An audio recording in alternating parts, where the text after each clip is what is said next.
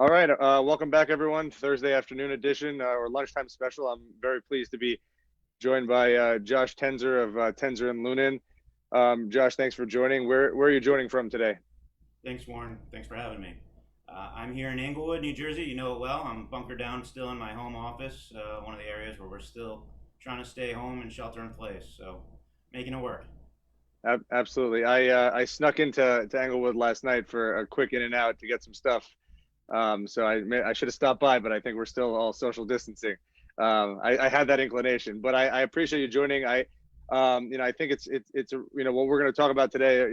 Amongst other things, is the nursing home industry and senior care. I think that the media has, across the board has portrayed nursing homes in a certain way, and they, have been dealing with on the front lines nonstop with patients that are very vulnerable and a vulnerable population.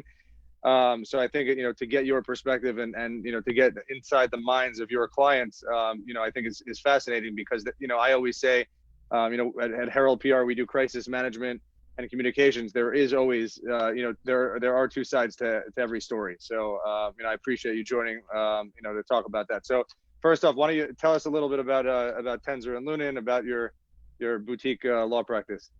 Sure. Happy to tell you a bit about us and cut me off if I drone on too long. But we are a small boutique New York based practice, primarily representing healthcare providers. It's a bit of a niche practice in that respect. And the primary emphasis or focus that we have is largely actually the nursing home industry and other senior care providers. And even within that, I can tell you that the bulk of what I tend to do is transactional work. So it's reviewing contracts, whether it's buying or selling a nursing home facility, a financing. But of course, there's a regulatory aspect as well to our practice. As you know, it's a heavily regulated industry. And whether you're doing a transaction or just doing simple compliance work, you need to be familiar with both the state and federal requirements, regulations, and laws. So it's been a practice I've been fortunate enough to work with my father and kind of transition and take over his practice. He's still an active part of the firm, but that's been a nice opportunity. It's been his practice for over 40 years, and it's nice to have an intergenerational small business. There are not many of us out there these days, so we're proud of that, and it's a good industry to be representing as well. What I have to ask, since my dad's also an attorney and has a small practice, I went to law school for 10 days. I had to show him that I could take the LSAT and get into law school. I think that that was a rite of passage. What's it like to work with your dad and to have the multi-generational approach to practicing law? I think we're a couple of the rare breeds of having parents who were practicing lawyers who yet still encourage their children to become lawyers. You see less and less of that these days, but he's always loved his practice. I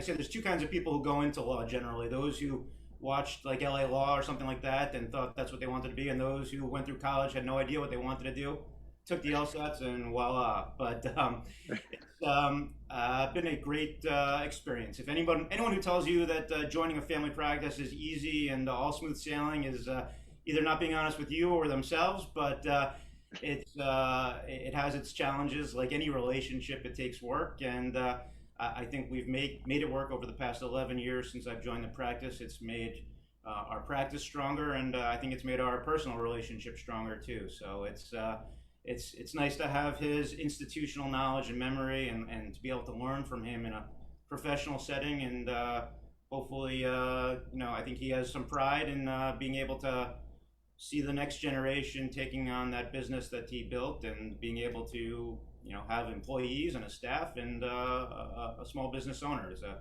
It's a nice feeling to have that you don't get at a big firm. So it's certainly a trade-off from big firm practice in many ways. On my own marketing department, I have to refer some matters out. In this day and age, clients expect that you're both highly specialized and that you can do everything, which you can't do at a small firm. But the discerning client will hopefully appreciate a good quality attorney who can be a value add and get into the client's frame of mind, understand their business, and be able to be a good soundboard, not only for legal advice, but to be essentially another business advisor. And so I think clients of mine, including some who are second and third generation, also appreciate that. So that's my long-winded answer for you. That's a great answer. What do you think about like deal flow right now? I mean, and how what are you seeing? We're gonna get into. I'm gonna ask you some other questions about like litigation and what's coming down the pike for for nursing homes. But as far as your specialization, as far as looking over contracts and deals flowing and dealing with lenders, I mean, are things frozen in time at the moment, because of COVID, because they're just on the front lines dealing with the acute matters, or are people still looking around and thinking they might be able to scoop up a deal or try to push a deal through? I think there's a little bit of both. I think, and it kind of ties to the prospects for the future as well. I think in the short term, certainly most, or say all of my New York clients are certainly sleeves rolled up, all hands on deck, focused simply on providing care and trying to keep COVID out of their facilities or contain it to the extent necessary, both for the residents' interests, for everybody's interests, essentially. So, the to the extent that clients are always kind of itching for the next great deal, that's kind of been put on hold for those reasons. It's also been put on hold because there's some degree of uncertainty. Some folks are bullish, think this is a little blip, and there'll be those who, when we get through some point at the end of hopefully a shelter in place order, there'll be those opportunists who think now is the time to pounce and see opportunities, and those who are tired and ready to get out. And so there'll be, I think, a frenzy of activity. There's certainly been a freeze. There are those who are certainly kind of kicking deals around, but the other reason that there's a lot of freeze is frankly because the financing sources are typically commercial lenders. There's a handful of regular lenders that specialize in this middle market healthcare industry. While those who I've spoken to tend to remain bullish and are not abandoning the healthcare industry, they are somewhat on the sidelines for now, just trying to figure out how to value deals going forward, trying to evaluate what are the risks, both short term and long term. Is there going to be a whole new set of regulations that's going to be an expense for facilities to deal with? Is there going to be a long term dip in census? Is there going to be rate cuts on reimbursement? Most clients, all clients, the vast majority of their revenue comes from the government, Medicare and Medicaid. So, like every year when the state looks at its budget and sees there's a shortfall, the first place they look to see if they can squeeze is on healthcare providers and nursing homes in particular. And you saw, at least in New York City, de Blasio just yesterday said a $9 billion shortfall in revenue due to COVID. So you can be sure that's at every level of government, and they're going to be looking for ways to cut expenses.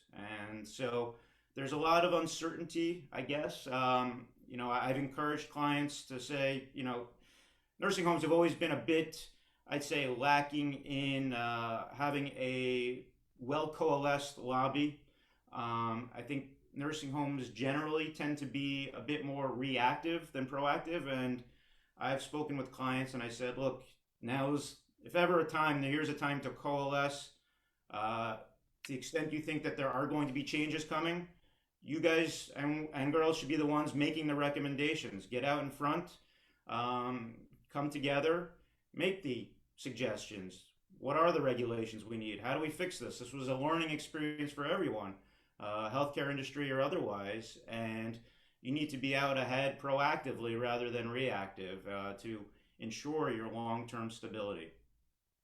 I mean, do you think that there are going to be some? I mean, do you think that those that are bullish? I mean, are there people that are trying to jump on an opportunity, thinking that if there's, God forbid, a second wave, here I'll be set up, I'll have a nursing home, and I'm going to deal with that headache? Or is that just a crazy mentality that no one's approaching with? Meaning that they expecting that they'll have a full census because of more patients. Correct. Yeah. Yes. Correct. I haven't seen that. It's a good question. I think, look, I think nursing homes will be better prepared as we all will be from this pandemic. For God forbid, if there is a next round of either COVID or the next pandemic, I think we'll be well prepared for it. I think even in this case, there were certain facilities who I think tended to be better at responding sooner, sealing off their facilities to visitors, with testing employees, keeping employee morale high, and being able to contain residents in a way that kept the residents and the staff safe. Um, but I don't. The short answer is I don't see what you're suggesting. But look, there's the industry, like any industry, it's there's always someone out there. So and some of them, what I've joked with a lot of people is there's a lot of people who are gonna, in hindsight, say, "Oh, I had the vision," and are gonna claim they were the geniuses with the crystal ball. But there's gonna be some windfalls for some, gains and losses for others. But a lot of it is just an educated guessing game at this point. Fine. So if I were to want to execute my hypothesis, in practical terms, how long would it take if I decided today that I want to purchase a nursing home with all the due diligence and all the work that you have to do? Would it even, like, what's a typical timeline to purchase a nursing home? Sure. Well, in the pre-corona days and with bank financing available, and we're talking specifically in New York, each state is different, and we do practice and do transactional work in other states too. They'll team up with local counsel to the extent needed. But in New York has as you may be aware, has a very lengthy licensing process. It's a very thorough process. You have to put in what's called a certificate of need application with the state Department of Health. Before you even get there, you have to negotiate a contract, which could take anywhere from a month to many months. That would include the due diligence process. A nursing home typical deal includes both the analysis of the business, the nursing home operation, and there's also a real estate component to it. There's also the regulatory piece to it. So you're looking to see, you have to do an environmental inspection, title report, survey, all that like you would do for a regular piece of commercial real estate. But on top of that, you're looking at reimbursement rates. You're looking at the population and what kind of reimbursement that facility gets if it's in a good neighborhood. You're also looking at what kind of audits are pending for a facility, that there might be clawbacks and potential recoupments, and negotiating between a buyer and seller, how you handle that. So that could take months on its own, and then the CON process can take anywhere from 6 months to a year. So it's New York can be a particularly drawn out process, and now, in fact, that's created a bit of a situation, as in other industries where you have some litigation in the M&A world. As a result of Corona, you have a lot of post-signing, pre-closing deals that are kind of on hold, on ice, where someone can't get financing now, or they've rethought their deal and they want to renegotiate. So you have potential for conflict. As we speak, I have a couple clients on both sides, a seller and a buyer. So it's unfortunately a situation that hopefully you've properly accounted for in your contract if you're a good lawyer. But Absolutely. this has been a unique circumstance and will certainly lead to probably some new provisions in going forward contracts. Absolutely. That makes a lot of sense. I've heard about that in the real estate world, where people were under contract to buy an apartment, a single family home, or a piece of real estate, and then they pulled out, or they tried to renegotiate by millions of dollars because of because of the pandemic and everyone being locked in. Let's move on to, I know that you guys don't touch the litigation side as much, but like what are you hearing from the state agencies, and what are you hearing from your clients as far as your clients' fears and the state agencies coming down the pike with new regulations that they're going to have to adhere to? Sure. It's a good question. So first off, you have the state, and to the extent it comes in and conducts audits and investigates and has penalties in place for misconduct. You also have residents and families of residents who bring litigations.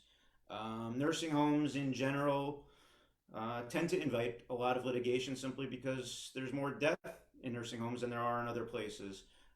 It's a frail population.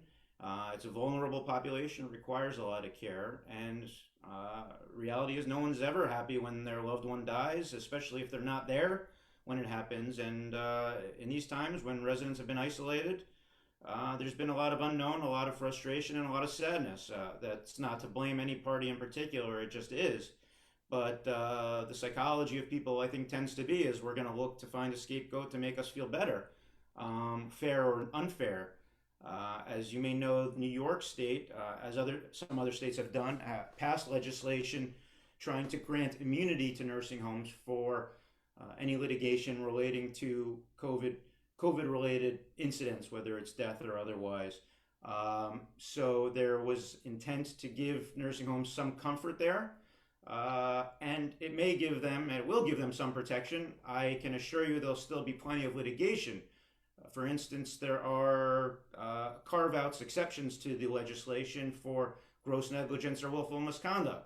Well, I can guarantee you that every lawsuit's going to assert that the death of a family member was due to gross negligence.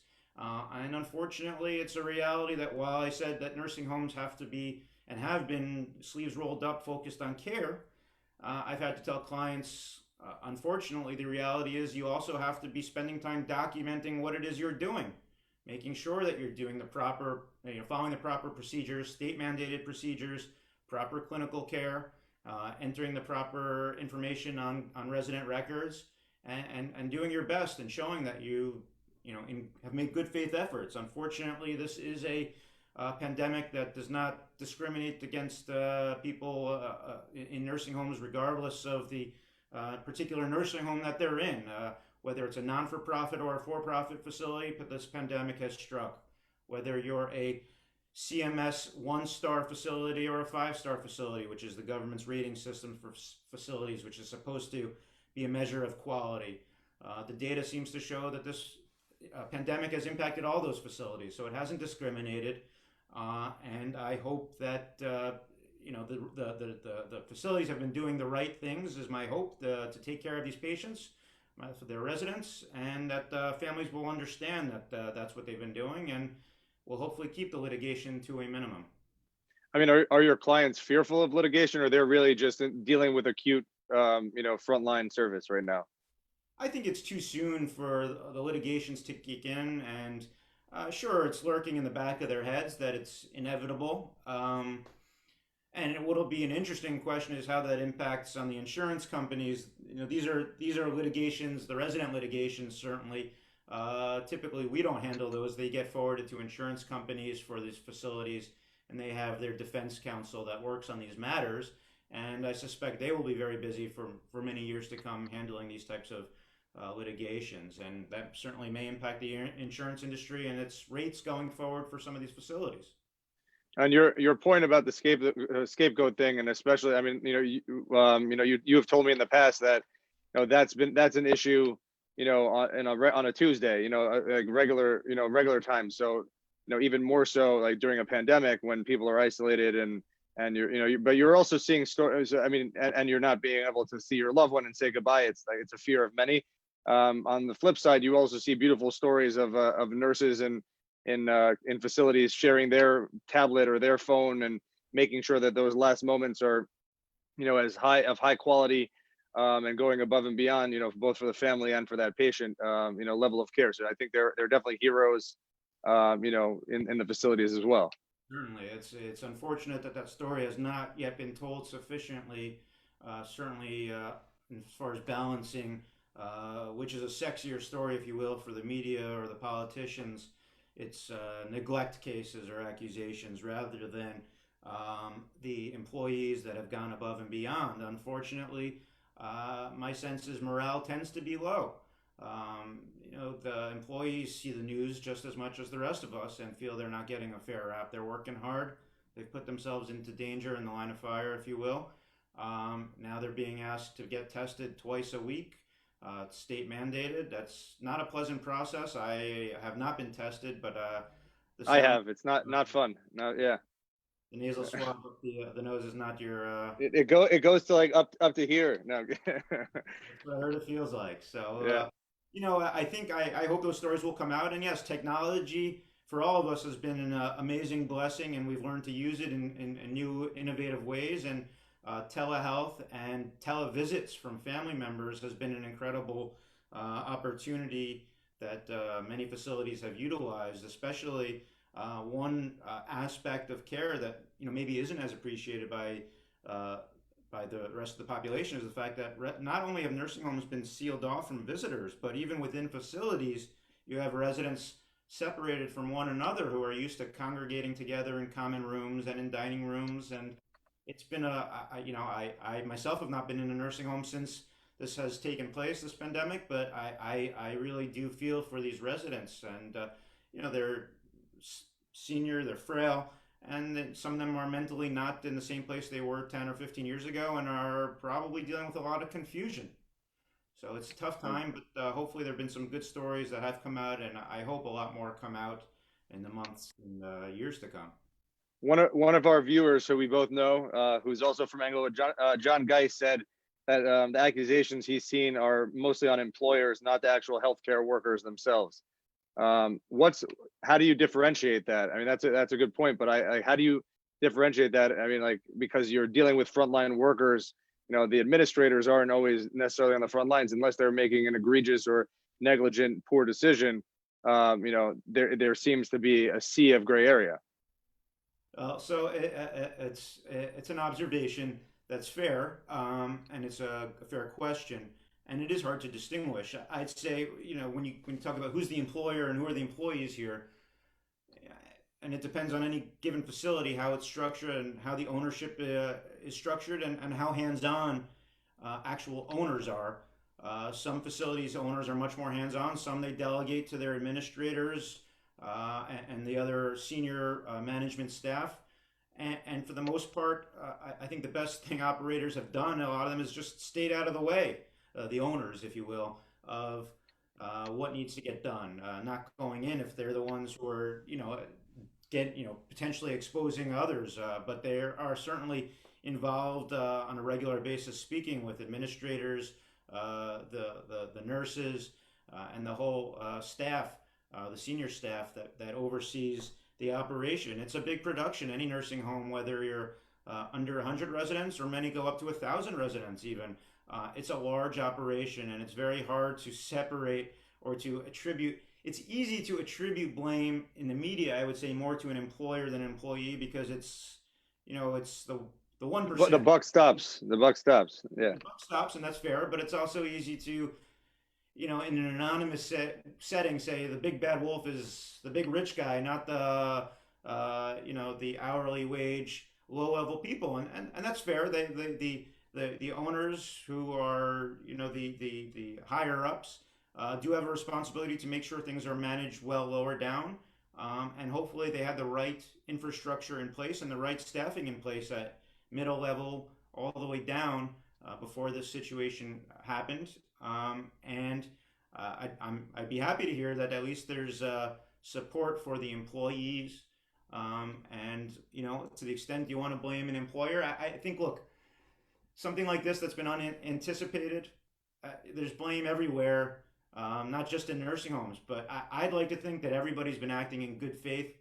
Maybe I'm naive, but I say that even as to politicians. And you know me, I'm always happy to give a political opinion. But I like to think that the politicians, while they've made mistakes and it's been a learning error, and on both sides of the aisle, I'd like to think that for the most part, since this pandemic began, that most of them have been acting in good faith to try to protect as many people as possible from this pandemic.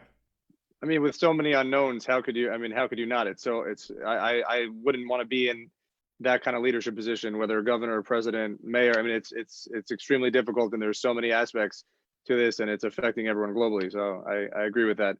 All right, let's take ourselves elsewhere. Let's pretend for a minute that you're not wearing your suit. You're in workout gear. What are you doing? What are Got you doing shorts during the on. quarantine? You Got got workout shorts on? right now. All right, good. Me too. Um, So, just like there's two types of people who become lawyers, I think there's two types of people who generally stay as lawyers: those who love what they do, and those who manage to find some work-life balance. Um, while I like what I do, I'd be lying if I said I love what I do, but I do love having a work-life balance. That's part of being a small business owner and having a bit of independence. So even before this happened, I was somewhat prepared for working remotely. I tend to work sometimes from home, sometimes from a New Jersey office, and sometimes from a Midtown office. So I have some flexibility, and what keeps me sane is getting outside, running, trail running, hiking, getting out into nature. We're right here, just 5 minutes from the George Washington Bridge, but there is an amazing amount of acreage of places to explore. And I love to get as many people as possible out there, although I also like that the trails are so empty given our large population in this area. Anywhere from 5 minutes from my house to 40 minutes from my house, there are riverfront trails, there are mountain peaks, and that's my way of keeping sane. That's how I try to start most days. I get up early, I'll look at my emails, maybe drink a cup of coffee, work for an hour, and then disappear for a couple hours. And if a client's bothering me, I'll tell them I'm in a meeting for an hour. And I get back and I'm back at my desk, and you wouldn't believe the transition from a mountain peak to a suburban New Jersey office in a couple of hours in the morning. But it keeps me sane, and especially important these days. How many days a week do you get out there? Whoa. Well, these days,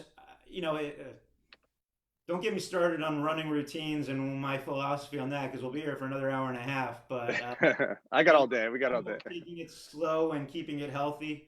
Not trying to do too much at once. These days, I try to get out consistently, say 5 days a week. But sometimes that's a short 3 mile run around the neighborhood, and sometimes that's an 11 mile hike over a mountain. Sometimes it's a track run. But and it also just depends on my schedule.